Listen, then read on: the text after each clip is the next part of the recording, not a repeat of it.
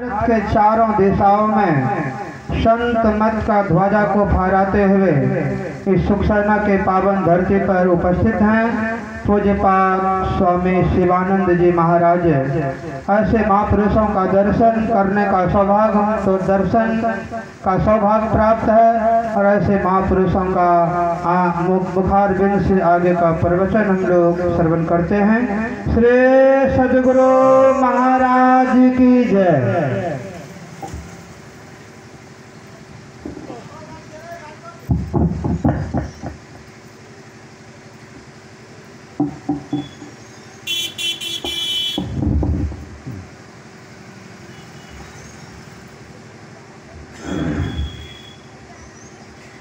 सद्गुरु नमो सत्य ज्ञानम स्वरूपम सदाचार्य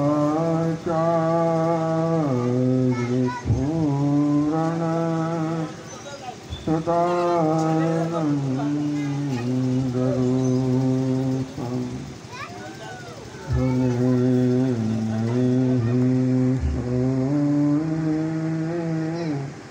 परम गुरु नमामि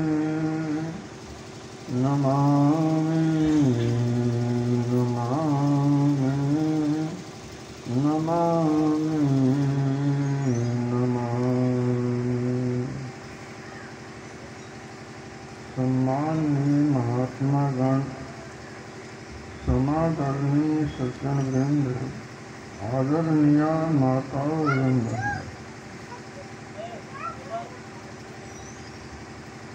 श्रद्धेय महात्मा श्री दिनेश स्वामी जी का स्वभाव है सत्संग करना, इसीलिए विशेष से विशेष समय सत्संग में देते हैं। नानक साहब कहते हैं, ना सुख दुख विरुद्ध ना सुख छट गया, सुख है तुझ विचार के संता शरण किया। गृहस्थाश्रम में सुख नहीं है, विरक्ताश्रम में सुख नहीं है। गृहस्थ हो या विरक्त हो, जो संतों की संगति में बैठकर अपने को विचार में रखते हैं वे सुखी हैं। राज महिराज जोग मह जोगे, तप में तपेश्वर गृहस्थ में भोगे। ध्याय ध्याय भक्ति सुख पाया, नानक पुष्पा किन अंत न पाया।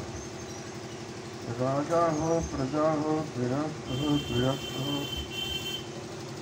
ब्राह्मण हो कि भंगी हो, पढ़ा हो कि अनपढ़ा हो, जिसने अपने को सब विचार में रखा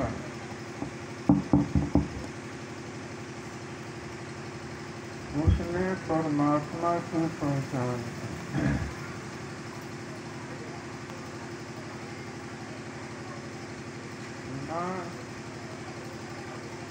तुलसीदास जी महाराज कहते हैं, हम विचार रंगे महा संसार भयंकर था। जो विचारवान है उनको दुनिया में दुख मालूम पड़ता है, और जो विचारवान नहीं है वे दुनिया को एक सुहावना सफर समझते हैं। भगवान कृष्ण कहते हैं, विचार क्या करना है।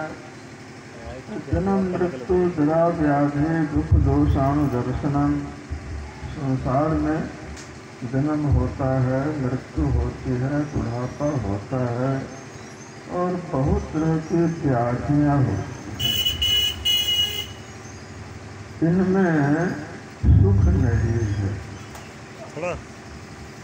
लेकिन एक ऐसी जगह है। गरीबदास जी महाराज कहते हैं, सतगुरु मिले तो इच्छा मेटे, पद मिले पदे समाना, चल हंसा और लुफ पठाऊं जहाँ आज मर स्थाना। सदगुरु मिलते हैं तो मन की इच्छा मिलती है,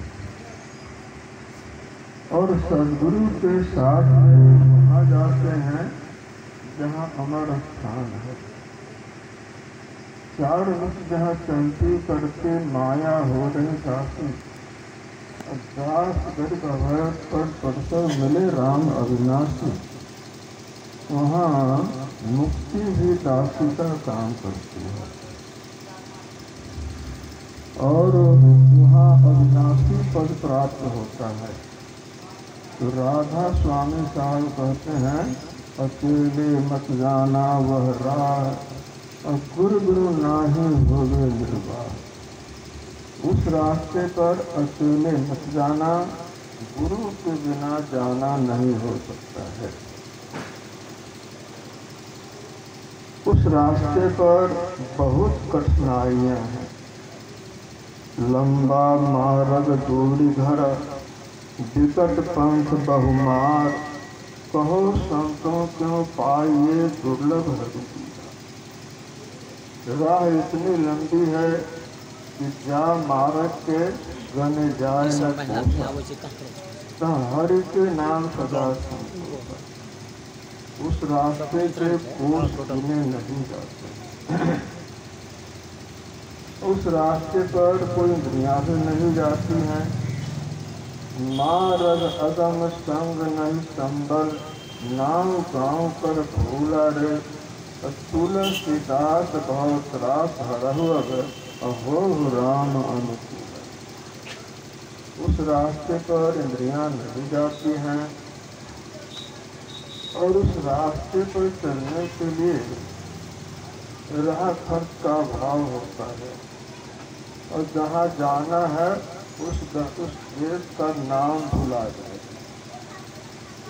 एक बार भी नाम की स्मृति हो जाए तो वहाँ पहुँच जाएंगे जहाँ शाश्वत राम नाम सुमिरत एक बारा, उतरहि नर भव सिंधु अपारा। वह नाम अपने अंदर में प्रकट होता है जब वह नाम हृदय धरा, भया पाप का नाश, जैसे जिंदगी आपकी बड़ी पुरानी था। उस नाम के प्रकट होने से सभी कर्म जल जाते। मन भूला है, चाहता तो सुख है, और वही काम करता है जिससे दुख होता है, और कुछ नहीं करके भी बहुत कुछ चाह लेता है, या बहुत कम करता है और उसकी चाहना बहुत पाने को। इसीलिए नानक साहब कहते हैं, सुन मन भूले पावरे, गुरु के चरणी नाथ। बिना कुछ किए पाना यह पागलपन। कर्मण्यवाधिकार पे माँ फले सुख जाते। कर्म करने में हमारा अधिकार है, जो फल देने वाला है वह बहुत बुद्धिमान है, और हमारे मन के भीतर तक पहुँच कर देखता है कि हमारी भावना कैसी है। जौन चाल संसार के कौन साधु की नाही, अदम्भ चाल करनी करे, साधु कहूँ लगता। जिस रास्ते दुनिया के लोग चलते हैं वह राह साधु की नहीं। संत संत और पर कर स्वामी भाव कर पंथ, स्वामी संत तभी तो पुराण सभी संत महात्मा प्राप्त करते हैं। दुनिया के विषय लोग जिस रास्ते से चलते हैं वह संसार की राह होती है, और जिस रास्ते से साधु जाते हैं बंका पुरका मार्ग बांका, ब्रह्म रंग सुई का नाखा। जिस तेरी साधु संत गए वह मार्ग कठिन पहुँचता। मन बुद्धि से रम अथाहा, ब्रह्मा विष्णु पावे थाहा। गरीब दास ओ धाम हमारा, सुरनर मुनिजन करण विचारा। एका एलम जो दिखलावे, सो सतगुरु साचा। उस रास्ते पर मन बुद्धि की पहुँच नहीं है, और उस रास्ते पर कोई देवी देवता भी नहीं जा सकते हैं।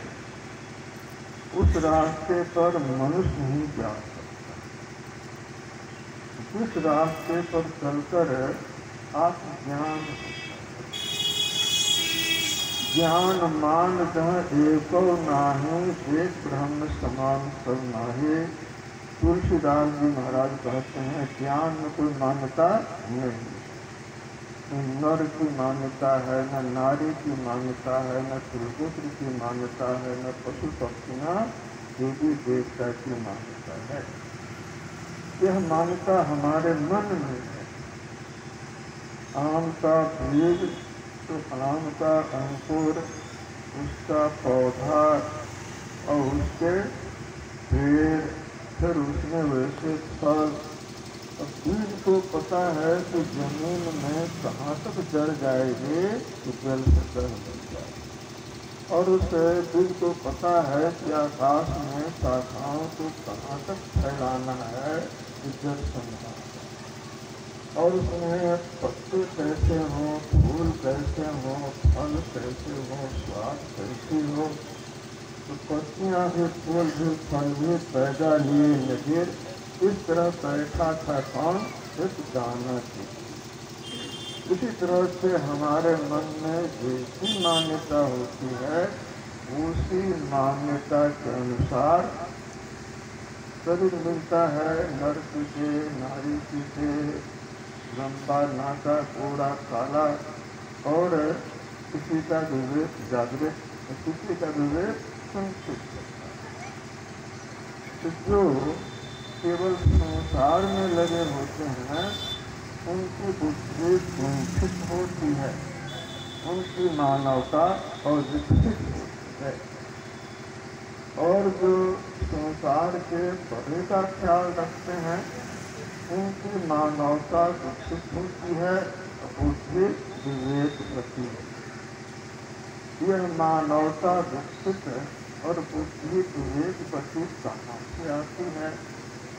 सहस विवेक जब देवी विधाता, तब कई दोष गुण ही मन डाता, ऐसा विवेक विधाता। तब हम दोष को समझ पाते हैं, उसको छोड़ पाते हैं और गुण को ग्रहण कर पाते। सदा पुण्य प्रिय सात्विक देहा, यथा चकोर चंद्र से।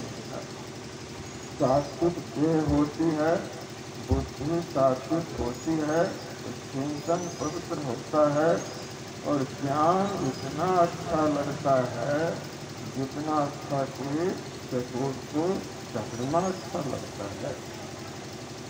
और सदा पाप प्रिय तामस देहा, यथा उलोकन संपन्न।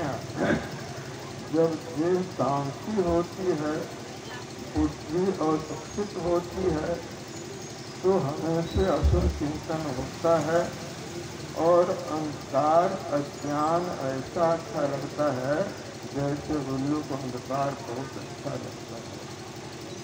तो जिस विधाता ने उल्लू को बनाया, अंधकार को बनाया, और जिस विधाता ने चकोर को बनाया, चंद्रमा को बनाया, वही विधाता आपको बनाता है। आप जैसा बनने के लायक होते हैं वैसा अपनी बनाई बनाई बनत नहीं जाको, राम न देत बनाई। अपने बनावन कारण केते पोषण करे पाई, लक्ष्मी पति नहीं करने काम से झूठी करे।